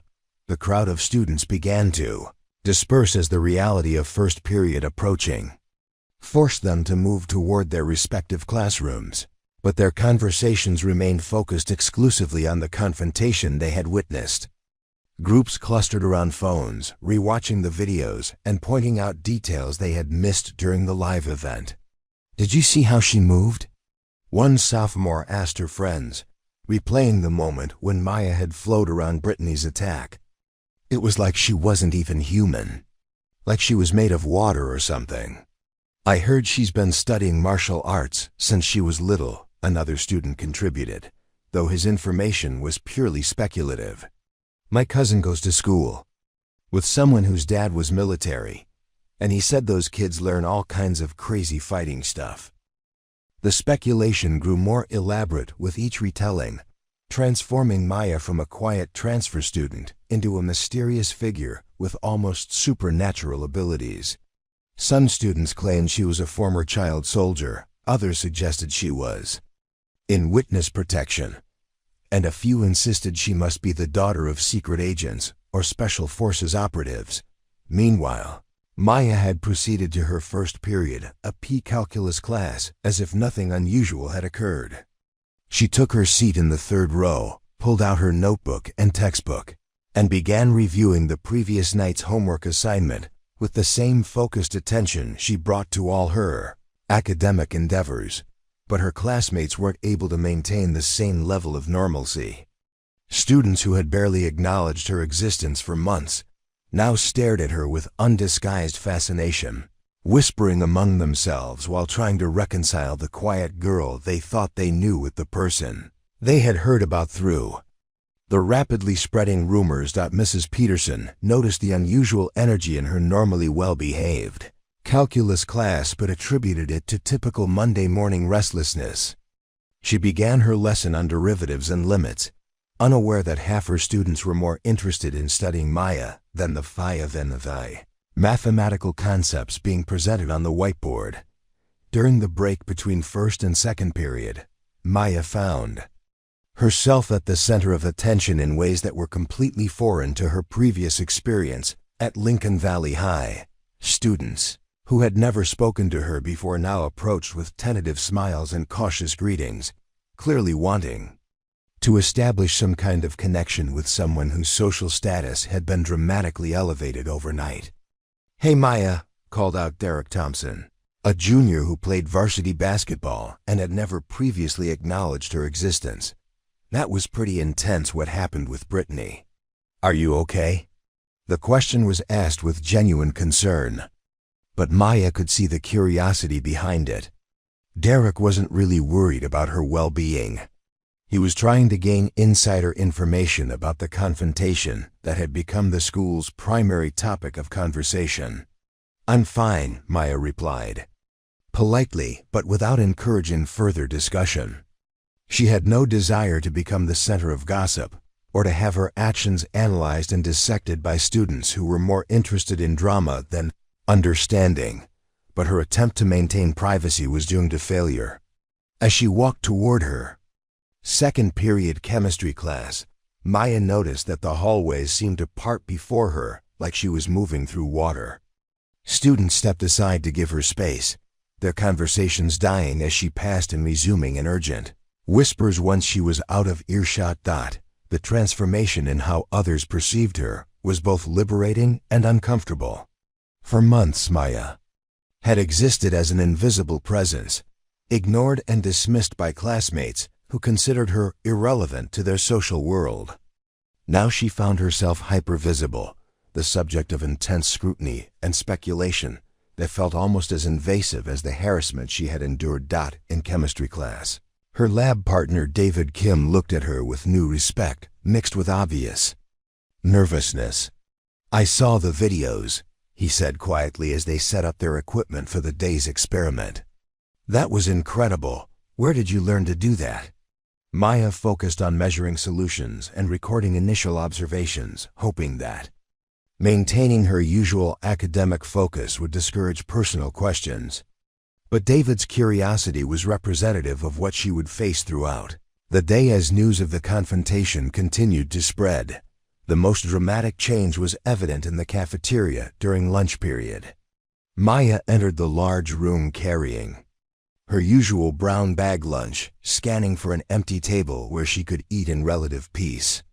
But instead of the careful avoidance she had grown accustomed to, she found students watching her with undisguised interest and respect. Several groups invited her to join their tables, offers that would have seemed impossible just hours earlier.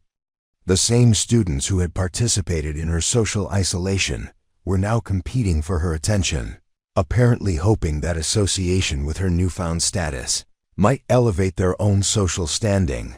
Maya chose an empty table near the windows, but her solitude didn't last long.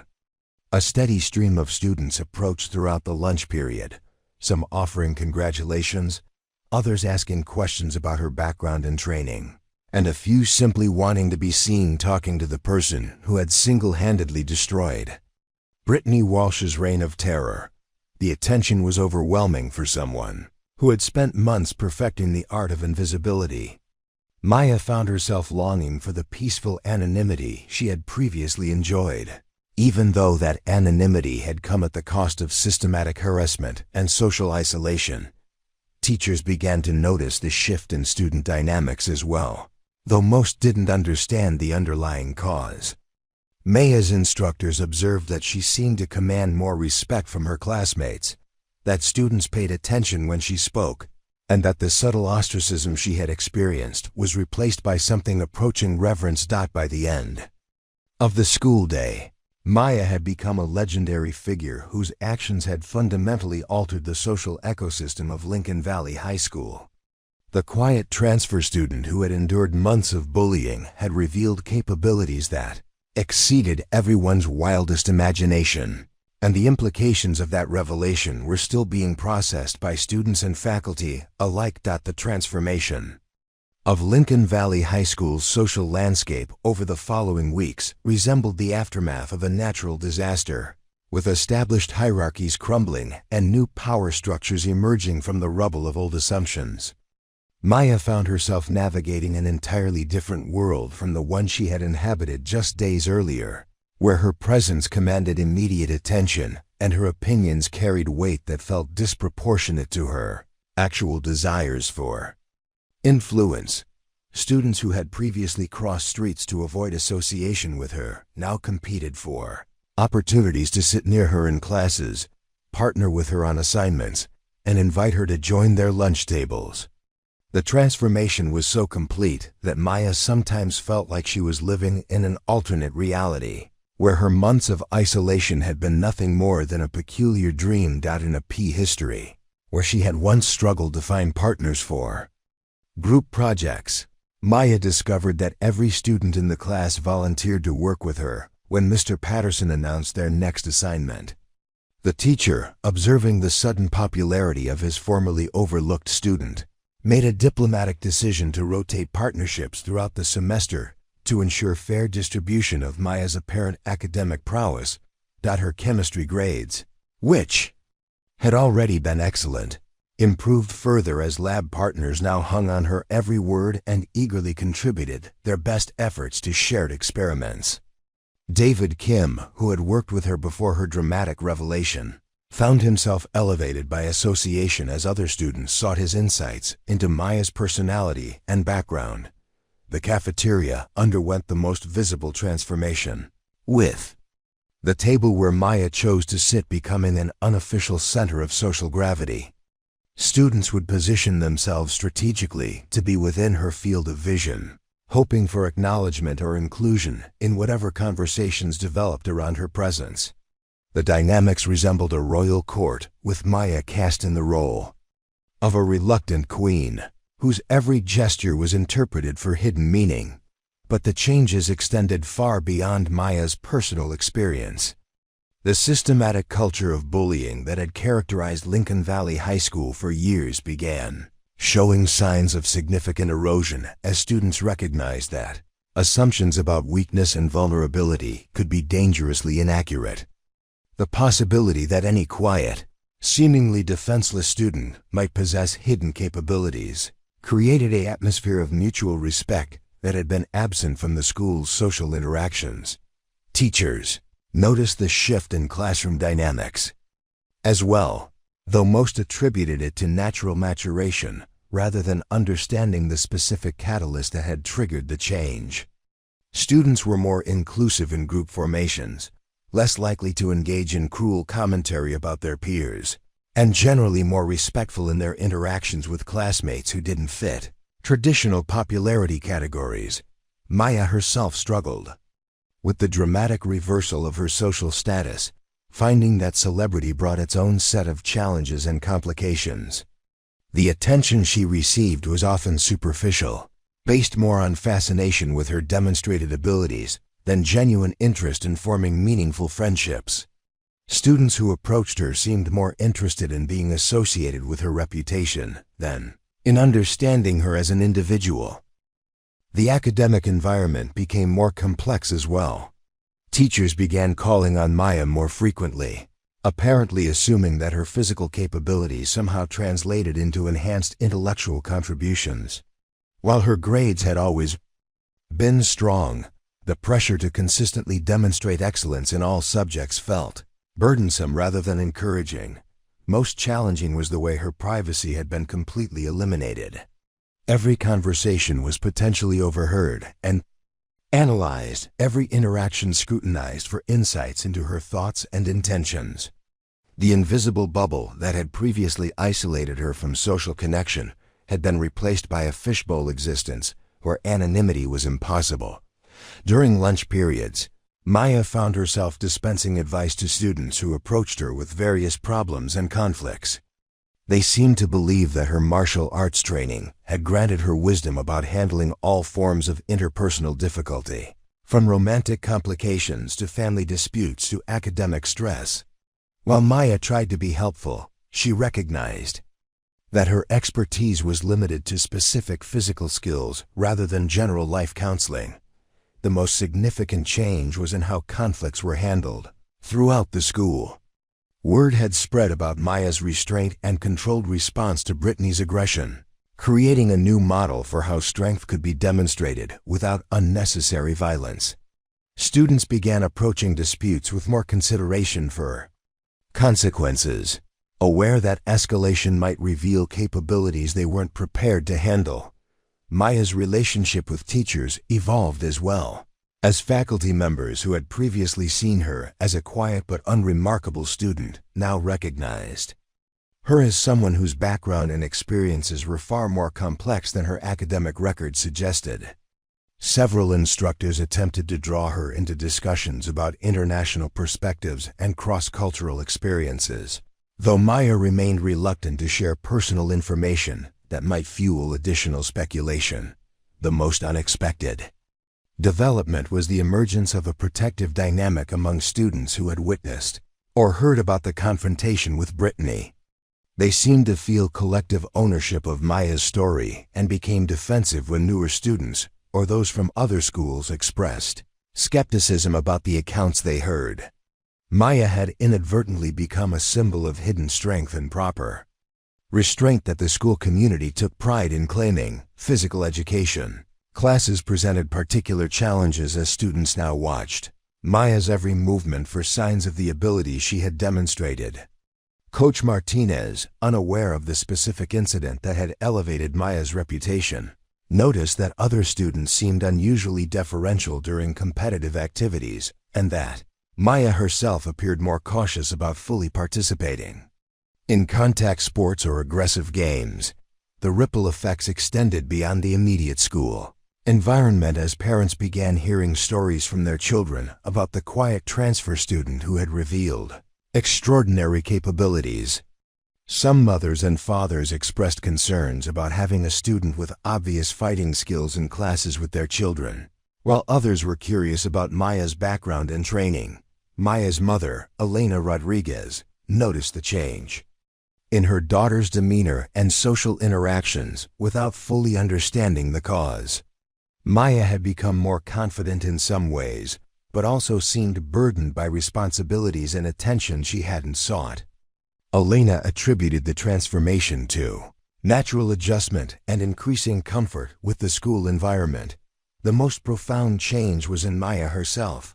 as she grappled with the realization that her carefully maintained anonymity had been permanently shattered.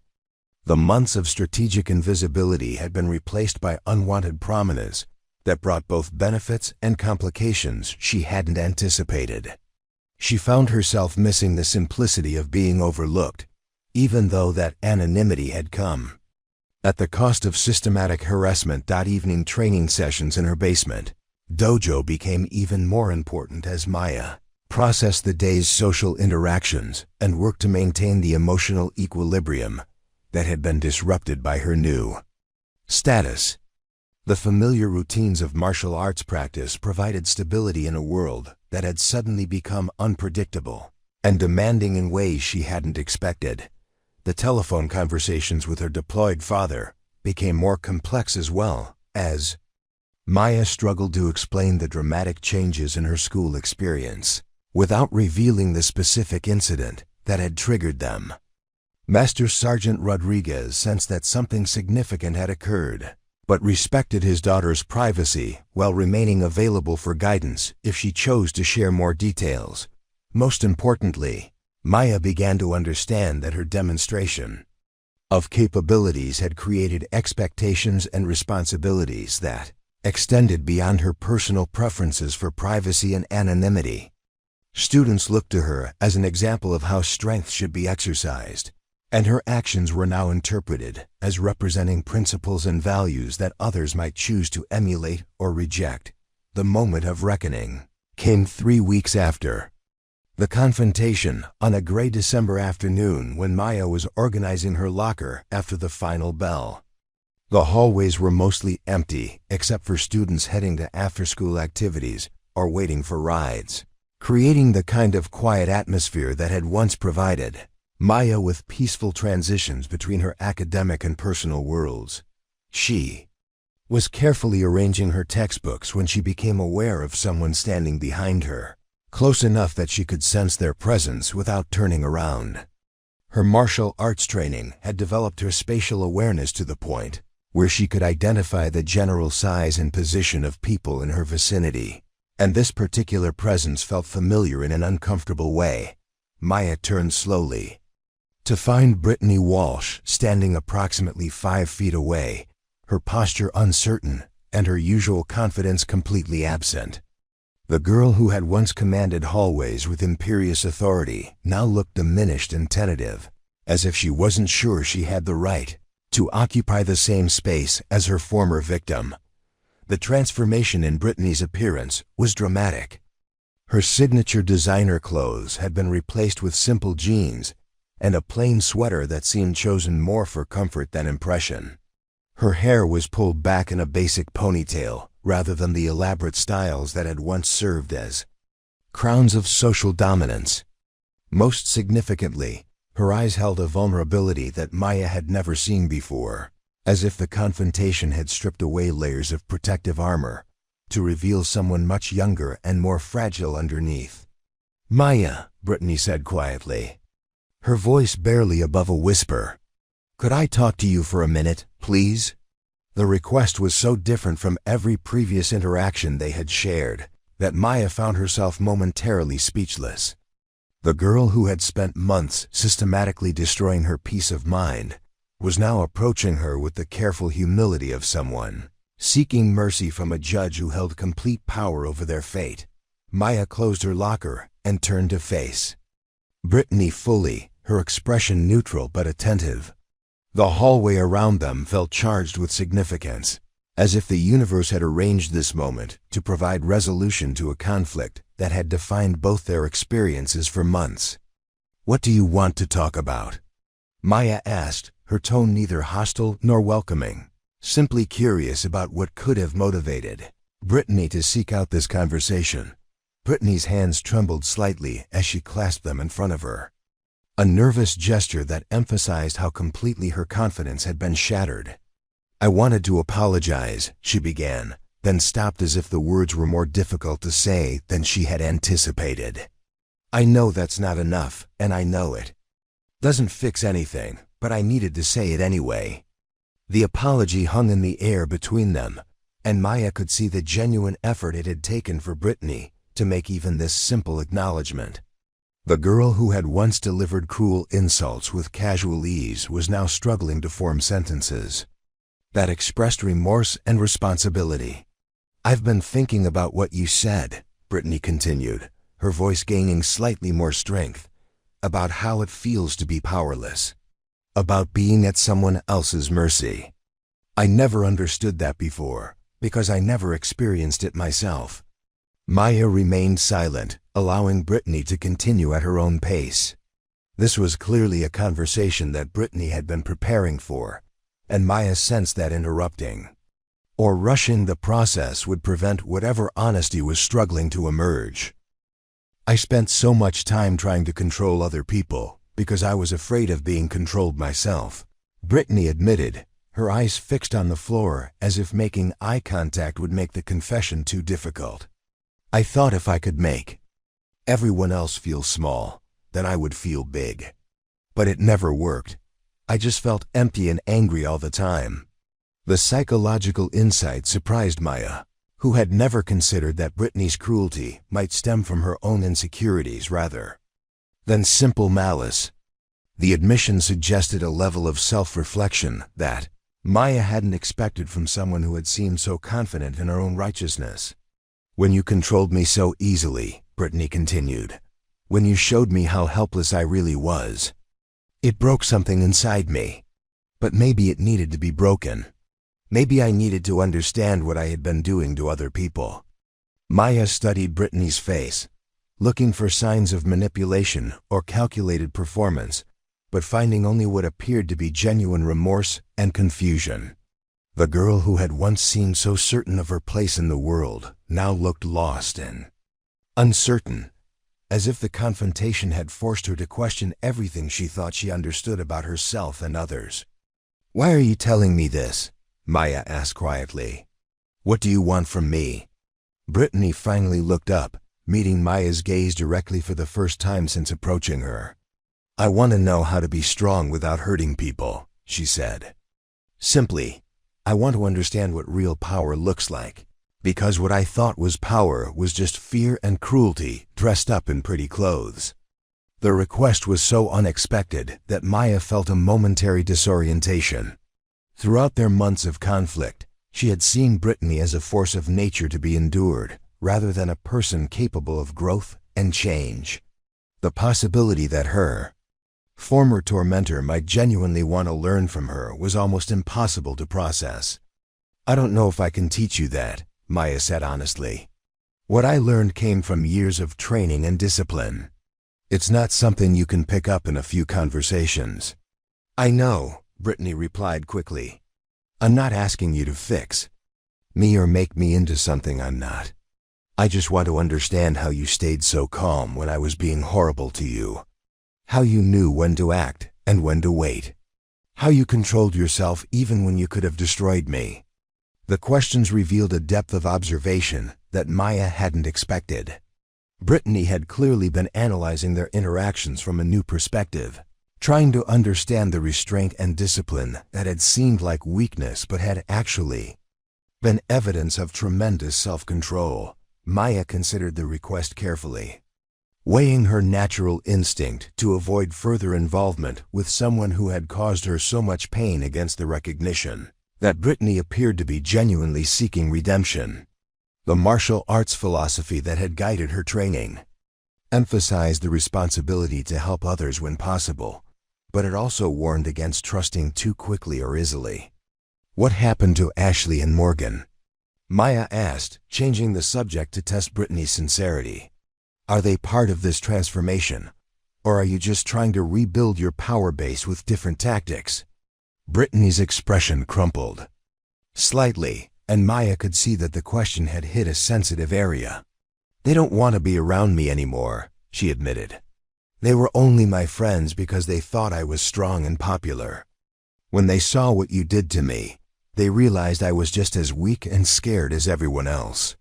The admission carried a weight of genuine pain that convinced Maya of Brittany's sincerity more than any prepared speech could have. The loss of her closest relationships had clearly been devastating, But it had also forced Brittany to confront the shallow foundations of her social connections. "I'm not asking you to be my friend," Brittany continued, anticipating Maya's potential concerns. "I know I don't deserve that, and I know you have no reason to trust me. I just want to learn how to be better than I was. How to be strong without being cruel."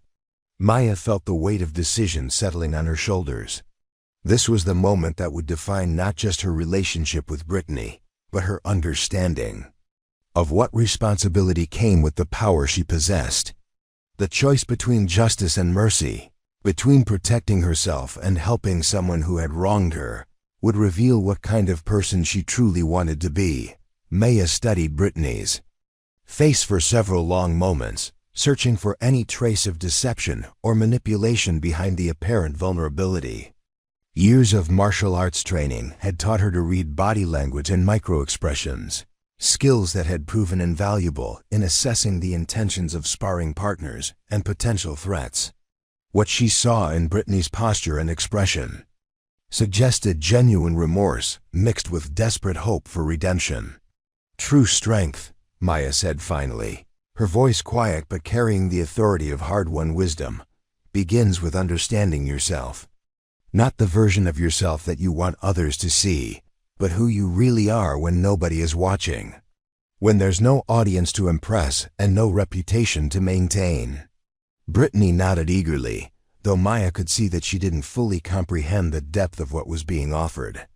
The journey from cruelty to genuine strength would require dismantling everything Brittany had built her identity around, a process that would be far more difficult than learning physical techniques or memorizing philosophical principles.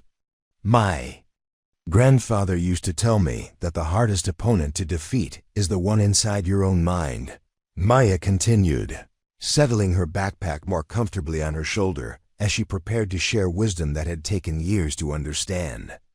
"Fear, anger, pride, the need to control others, these are the enemies that create bullies and victims alike." The conversation was taking place in an empty hallway, but Maya was aware that their interaction would likely be observed and reported throughout the school's social networks within hours. Her decision to engage with Brittany would be interpreted and analyzed by students who had witnessed their dramatic confrontation, creating new layers of complexity around both their reputations. "I spent months being angry at you," Maya admitted, surprising herself with the honesty of the revelation. "But the anger was just another form of weakness. It clouded my judgment and made me reactive instead of responsive. Real strength meant letting go of that anger and choosing how to act based on principles rather than emotions." Brittany's eyes widened as she processed this information. "You mean you weren't always calm and controlled? You felt angry like everyone else?" "Of course I felt angry," Maya replied with a slight smile. "I'm human, not a robot. The difference is that I had been trained to recognize those emotions without being controlled by them, to use them as information rather than letting them dictate my actions." The insight seemed to provide Brittany with hope that transformation was actually possible. If Maya had struggled with the same emotional responses that Brittany experienced, then perhaps the gap between them wasn't as insurmountable as it had seemed. Maya began walking toward the school's exit, and Brittany fell into step beside her, maintaining a respectful distance that acknowledged the tentative nature of their interaction. The parking lot was mostly empty, with only a few cars remaining as after-school activities concluded for the day. "The first lesson," Maya said as they walked, "is learning to observe without judging. Watch people around you not to find weaknesses to exploit, but to understand what drives their behavior. Most cruelty comes from pain that people don't know how to process or express." Brittany absorbed this information silently, her expression suggesting she was already applying the concept to her own past actions. The recognition that her victims had been driven by their own fears and insecurities rather than simply existing as convenient targets seemed to be shifting her perspective in fundamental ways. "But understanding doesn't mean accepting abuse," Maya continued, addressing a concern she could see forming in Brittany's mind. Compassion doesn't require you to become a doormat. Sometimes the most compassionate thing you can do is establish clear boundaries and enforce them consistently. They reached Maya's mother's car, where Elena Rodriguez was waiting patiently while reading on her tablet. She looked up as the two girls approached, her expression curious but not alarmed. Maya's mother had developed a talent for reading social situations during years of military family life, and she sensed that this conversation was significant without needing detailed explanations. "Mom, this is Brittany," Maya said simply. "Brittany, this is my mother." Elena smiled warmly and extended her hand, treating Brittany with the same courtesy she would show any of Maya's friends. "Nice to meet you, Brittany. Are you one of Maya's classmates?" "Yes, ma'am," Brittany replied, her voice carrying a respect that would have surprised students who knew only her previous arrogant persona. The simple interaction seemed to ground her in normal social expectations, providing a brief respite from the intensity of her conversation with Maya. Maya opened the car door but turned back to Brittany before getting in. "If you're serious about learning to be different, then start small. Choose one person each day to treat with kindness instead of judgment. Not because you want something from them, but because kindness is a choice that reflects who you want to become." Brittany nodded solemnly, clearly understanding that she was being offered something valuable and rare. "Thank you," she said quietly, "for not giving up on me when I gave up on myself." "Everyone deserves a chance to grow," Maya replied. "But change has to come from inside. I can share what I've learned, but you have to do the work of becoming who you want to be."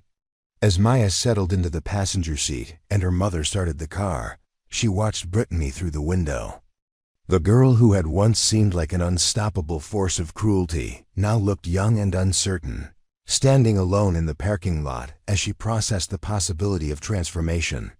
Over the following weeks, Maya observed subtle changes in Brittany's behavior that suggested their conversation had made a genuine impact. Brittany no longer held court in the hallways with her former entourage, instead moving quietly between classes with a humility that seemed authentic rather than performed. She stopped making cruel comments about other students and began offering help to classmates who were struggling with assignments or social difficulties. The transformation wasn't immediate or complete. Brittany still showed flashes of her old arrogance, still struggled with impulses to control situations through dominance rather than leadership. But Maya could see her making conscious efforts to choose different responses, to pause and consider the impact of her words and actions before proceeding. Other students initially met Brittany's changed behavior with suspicion, assuming it was a calculated strategy rather than genuine growth. But persistence and consistency gradually began changing perceptions, as Brittany demonstrated through actions rather than words that her transformation was real. Maya found herself serving as an unofficial mentor, offering guidance when Brittany sought advice about handling difficult situations or processing emotions that she had previously suppressed through cruelty.